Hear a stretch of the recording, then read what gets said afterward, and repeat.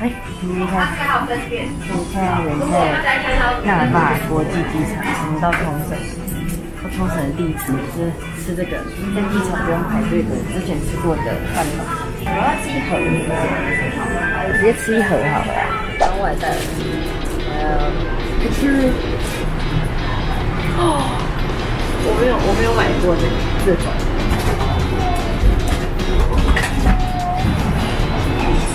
就是这样。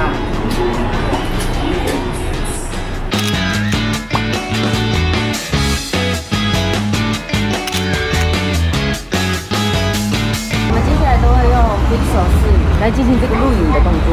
然后我们现在准备要搭公车去奥武岛。冲绳总共只有一条的单轨铁道，大多人来冲绳呢都会选择自驾。可是我们今天呢要以搭乘大众交通的方式前往。于是我们要先搭乘单轨电车到旭桥车站，走到9号站牌以后呢，我们搭50号公车就可以到奥武入口，就可以到奥武岛啦。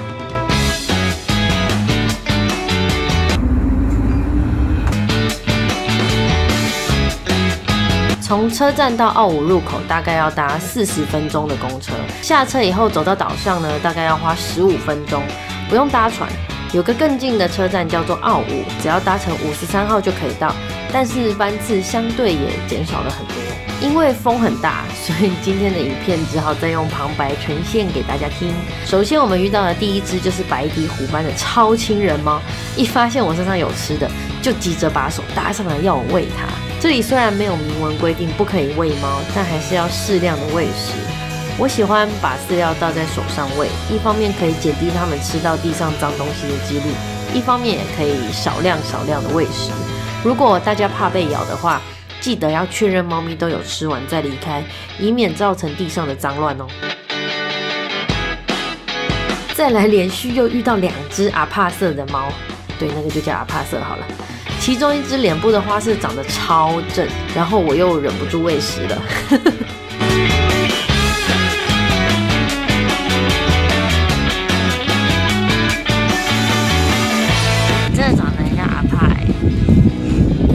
胎记刚好跟阿帕对称，阿帕的胎记在这，你的胎记在另外一边。小胎记，好可爱。然后你们都有白娃娃，你们两个真的长得好像哦。你是阿帕吗？又叫做 B 帕，因为一个是 A， 一个是 B。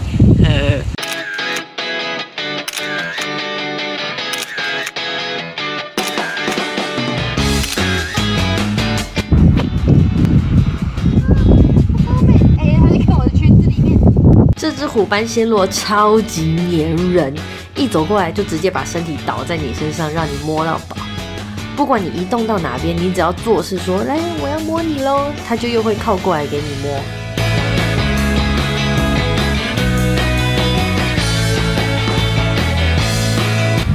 好可爱哦！天哪！因为猫咪好像都不太怕人，它又趴下了。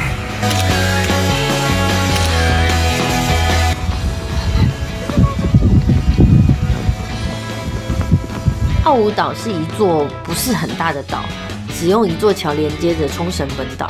岛屿的周长只有不到2公里，开车只要3分钟，走路20分钟就可以全部逛完。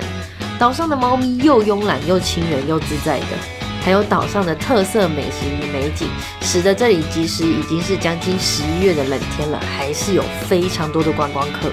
这只黑猫超级好笑，被我又摸又抱又拍以后，还一直跟着我们。结果他一看到旁边有一群人走过来，又马上转移目标去找他们。他是想要不要换一组人？换人了。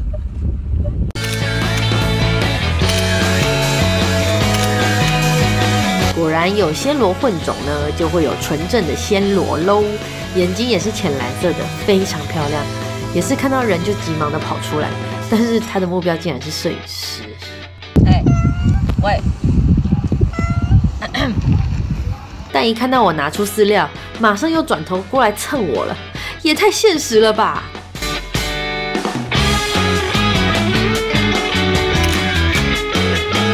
然后他又跟着我们了，他一直跟着，太好笑了吧！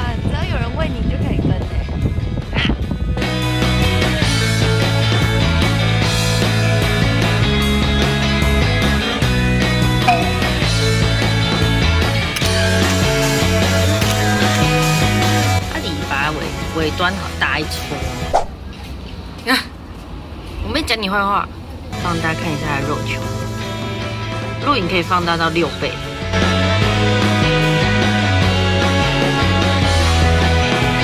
这里好像就是最多猫咪会聚集的一个量体，旁边好像是厕所。Hello。凉亭下的猫咪真的很多，大部分都是懒洋洋的在躺着睡午觉。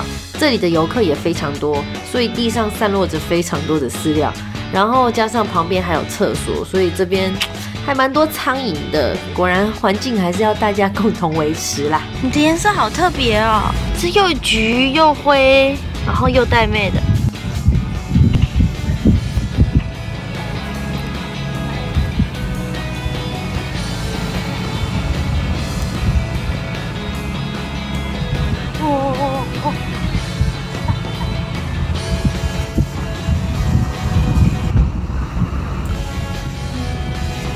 的脸，看得很漂亮哎，她的五官就是眼睛又大又圆，有没有？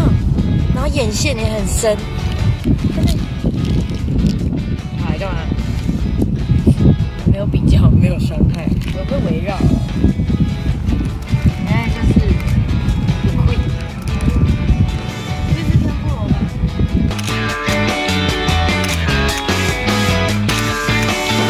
来到奥武岛就不能错过岛上最有名的天妇罗啦。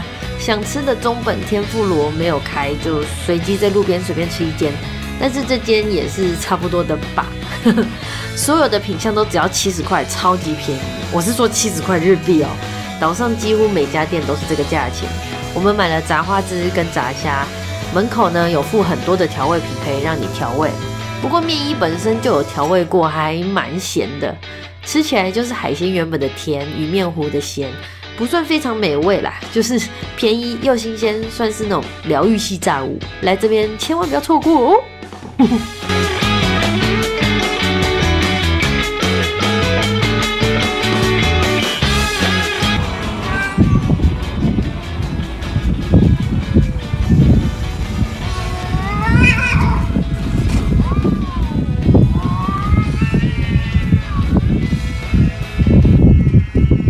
肉肉强食，肉肉强食。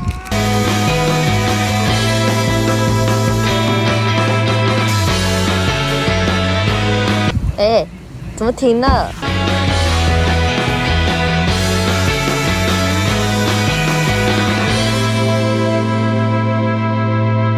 我在岛上晃悠玩耍了差不多3个小时，离开的时候还有一只猫在入口徘徊着。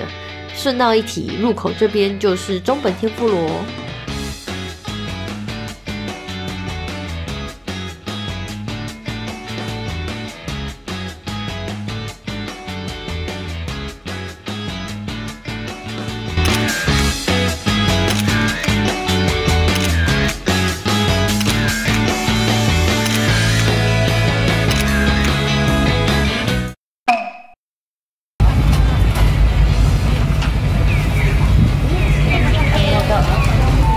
教你哦，先吃原味，然后再撒上自己喜欢的调味。没有很咸，就是一点点咸，主要还是甜的。但真的是有盐巴的味道。我来挑一个好了。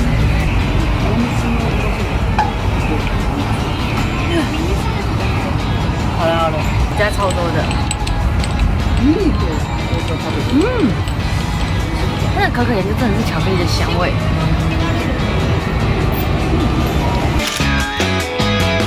这间店我要给它5颗星。超难。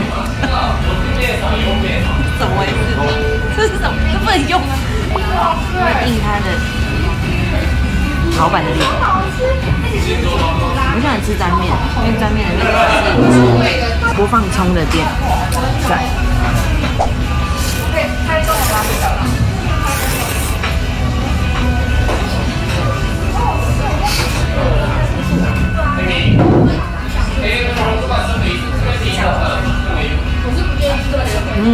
味道非常的浓郁，可是不会很咸，有猪肉的味道，也有海鲜的味道。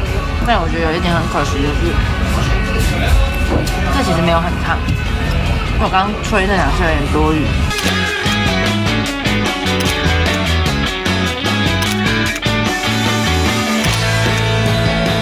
刚刚去卡布罗买了一些cheese蛋糕，然后这是紫薯的，这个叫红玉，就是冲绳最有名的，然后跟一个经典款。这个其实日本到处都有，之前在台湾也有开店，但好像又离开了，不知道为什么。但是我是之前吃过一次它的那个cheese蛋糕之后，觉得哇，好好吃。所以今天经过我就想说，还没关。这边冲绳这边这间呢，开到11点才关。花布洛就在唐吉诃德楼下，然后这杯黑糖珍珠那多少？350。哎呀，为什么日本的珍珠奶茶都要卖这么贵啊？原料不是都差不多吗？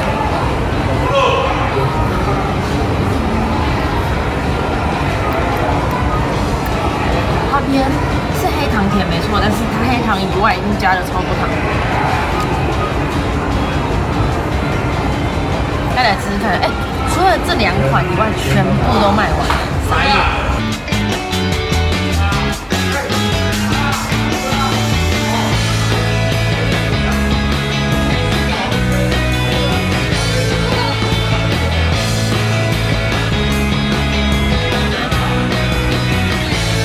觉得干干的没有很好吃，而且很甜。他们那个东西很甜，但是他们经典款小起司蛋糕。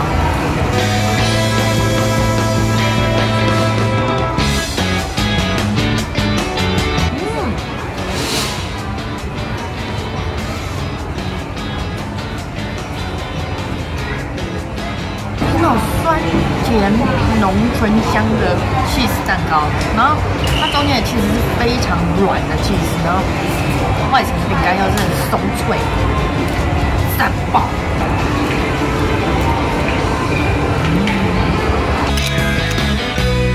我们要回去了，大家记得之前我们从冲绳回去的时候是一个很临时的航厦，然后很简陋的感觉。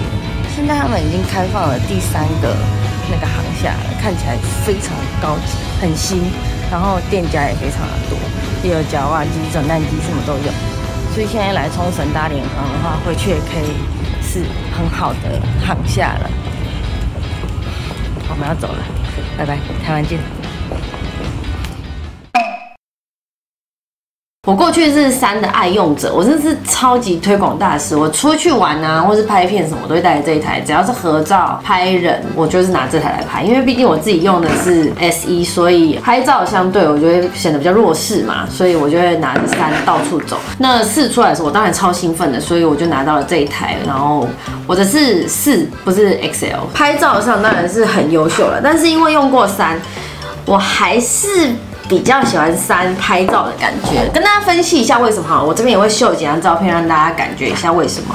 然后我说一下我自己使用的心得。我觉得4在拍照上当然是很优秀了，但是因为用过3，我还是比较喜欢3拍照的感觉，跟大家分析一下为什么好。我这边也会秀几张照片，让大家感觉一下为什么。首先就是3的自拍的确可以比较广，我自己觉得4没有3广这件事情会让我觉得有一点。因为我就是超级喜欢它自拍很广角这件事，它最优秀在于它很广角，但是边边的人不会变形。拍照拍摄的当下会变形，但是进入软体它会自动把它修正成没有变形的样子。我觉得这是非常优秀的一件事情。那在拍摄一些食物啊，或者是一些比较细节的东西呢，4当然是表现比较好的。但是如果你是要上传到 IG 或者是 po 文，而不是你要输出列印大图或者是放桌布的话，其实2者看起来是没有差很多的。但是我觉得4最值得嘉奖的一件事情就是它的夜拍真的非常厉害。你不用进入夜拍模式，其实它夜拍就很厉害。大家可以看到那个黑猫的这张照片，2个都只是用一般的相机，就是非常快速的按一下，没有再额外用夜拍的模式。大家也看到4的显像明显的比较清晰一点，尤其就是晚上又是黑猫，有拍过黑猫的人应该都知道黑猫非非常难拍，但是4做到把它拍得非常的清楚。那大家可能会想说，哦，3可能是因为我的手晃到啊，还是我对焦没有对好？其实我2个都是很直接对焦好再拍的，所以3的糊是因为它抓焦真的抓不太到，因为那个地方真的是比较暗一点。然后再来就是大家也看到有一只长毛猫躺在地上的，从这边又可以看出来4又暖了一点，但是细节上呢，我个人是觉得2者都表现得不错，就是在光线足够的情况下，2者拍出来的感觉都很好，但是4会锐利一点点。感受不太到那个一点点。自拍的部分呢，4会帮你做一点点的小修饰，就是会有一点美肌的感觉。但其实2者我都是直接用自拍镜，然后调最广的模式来拍照。3的确是非常的广，画面显示也非常细，我的毛细孔啊，或我的瑕疵全部都非常的清楚。然后4呢就会看起来皮肤好一点，这都是没有再经过任何的修图 ，OK， 非常的赤裸。再来有一件非常让我捶心肝的事情。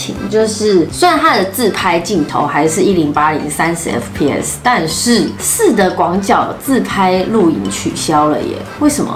所以大家也看到这一段是我用3的广角录影，这是 Pixel 3的广角录影，然后再来是4的，这是 Pixel 4没有广角的录影。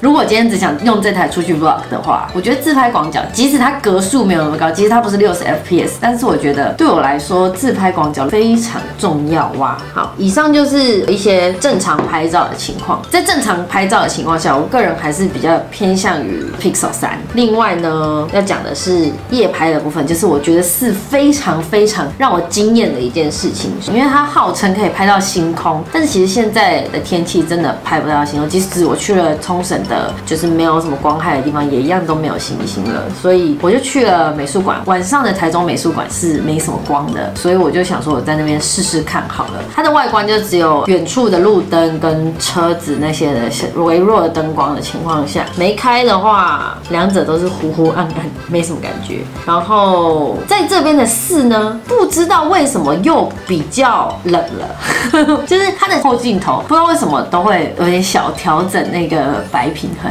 在有弱光的情况下，2者是没什么差的。再来是一个正面弱光的情况下，就是我在一个草地前面，然后前面只有一个很弱的小光。3跟4呢都显得有一点无法抓焦的感觉，因为都很暗嘛，就是没有什么光，然后后面的草地什么也都看不到。但是我们来看一下，3可以看到草地，还可以看到人，但是人呢一样是有点糊糊的，那草地也是有一点糊糊的，但是就是你可以感受到可能是一个傍晚的照片。然后再来我们看到4的部分其实也是表现的差不多，然后这边又可以看到4非常黄这件事情了。所以正面弱光的话，其实2者我觉得没什么差异啊，只要在有光的情况下就没什么差异了。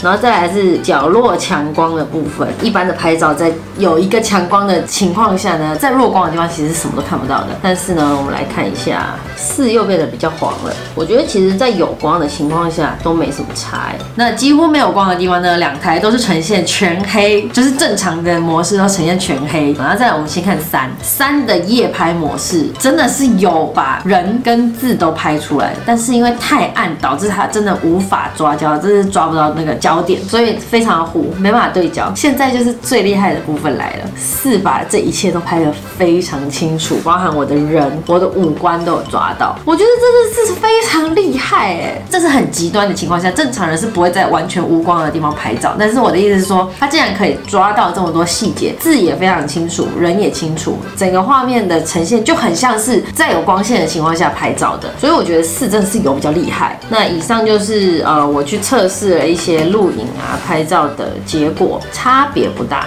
但是的确拍照是有变得厉害一点点。就是如果你去看前面猫岛的一些照片啊、一些细节，那个毛啊，跟就是对焦的速度什么的，其实它有它的优势，但是有几点的缺陷呢，我觉得是要讲。首先就是它的指纹解锁不见了。指纹解锁这件事情，其实是我觉得用3用起来非常疗愈的一件事。它就是这样在这里，然后就按一下就解锁，而且它解锁的时候会有一个很疗愈的震动感。就是马上就解锁了。然后他把它拿掉了，然后剩下脸部解锁跟一般的密码那种解锁。但是它的脸部解锁目前有一些小 bug， 就是它可能会在你比较水肿的时候，你长得不一样了，所以会解锁会变比较慢。或者我今天有带妆，它可能真的会看你的长相的变化，而导致它解锁快慢。然后在很黑的情况下没有办法解锁，像是你在晚上搭车啊，或者在路上走路啊，就是光源很弱的情况下没办法解锁。不像 iPhone 他们可能是抓你的轮廓跟光线可以抓出那个轮廓的感觉，没有，它就是有一个抓很平面的感觉。我觉得脸部解锁我还没有办法很适应，最为人诟病的应该是它闭着眼睛也可以解锁这件事情，但是它有承诺它更新之后要注视才能解锁，所以这件事情我也不会把它看得太重。然后再来就是它的所有的手势操作都变得跟 iPhone 很像，像是选单往上拉什么的。如果你是惯用 iPhone 后来的全萤幕手机的话，你应该可以用得很自在。但是因为我还在用有 Home 键的手机，所以我觉得不太自在。如果你现在有在考虑要从3或是3A 转到4的话，我觉得你还可以再等一阵子。但是如果你今天是想要从可能 iPhone 转到 Android 系统啊，或者是你原本是用 Android 其他系统要转来用 Pixel 的话，我觉得你可以买4，它毕竟是最新的机型，所有的更新跟所有的软体修正都会以它为主。虽然它目前还有一些小缺点，所以希望他们可以赶快把自拍、录影、广角这件事情加进去。好啦，那以上就是我们的简短的小比较。好，如果你喜欢我的影片，请记得给小黄小继续看，点按订阅哦，拜拜，拜拜。